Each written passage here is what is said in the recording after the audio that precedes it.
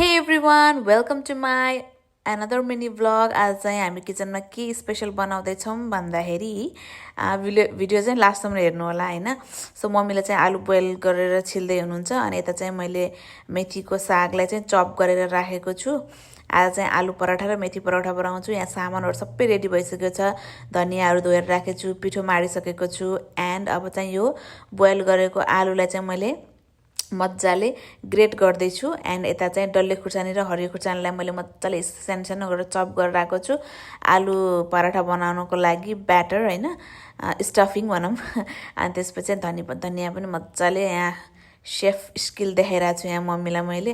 cameraman चाहिँ mummy हो फेरि है अनि यो चाहिँ आलुहरु सबै मैले ग्रेट गरिसके त्यसपछि यहाँ नुन हाले अनि यो सब चप गरेको डल्ले खुर्सानी र धनिया हालिसके त्यसपछि चाहिँ मैले यो सबैलाई मजाले त्यसपछि मिक्स गरे एकदम राम्रोसँग मिक्स गर्नुपर्छ धनियालाई धनिया चाहिँ मैले एकदम धेरै हालेको छु बिकज मलाई धनियाको चाहिँ स्मेल एकदम मन पनि पर्छ र परोठामा धनिया धेरै हालेको राम्रो पनि हुन्छ यता चाहिँ थोरै मेथीको पनि परोठा बनाउँछु भनेर मेथीमा खुर्सानी र नुन हालेर राखेको छु एक दुईवटा बन्ला अनि यहाँ चाहिँ मैले मजाले पहिला सुरुमा आलु परोठाको लागि यहाँ बेल्दै छु यो चाहिँ फर्स्ट मैले परोठा बनाएको टक्क लाएर कस्तो राम्रो भएको थियो एन्ड यो चाहिँ मैले त्यसपछि मजाले घिउ सिउ लगाएर हैन टक्क रेडी बनाए कस्तो मिठो भयो हेर्दा पनि खामखाम भइराको अनि चाहिँ मैले पनि दुई तीनटा चाहिँ खाए परोठा अनि यो चाहिँ मेथीको परोठा हो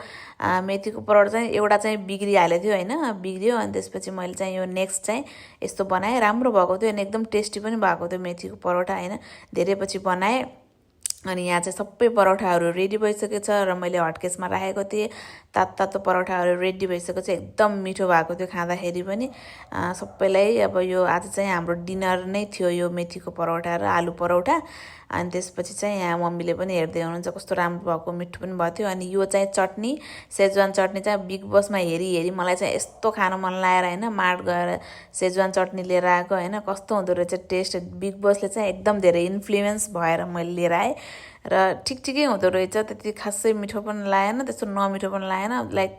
जसलाई चाहिँ पिरो गुलियो दुईटै मन पर्छ नि त्यसलाई चाहिँ एकदम ठिक छ अनि यता चाहिँ मैले आफ्नो लागि खानाहरु सर्भ गरेको थियो अलिकति आलु परोठाको त्यो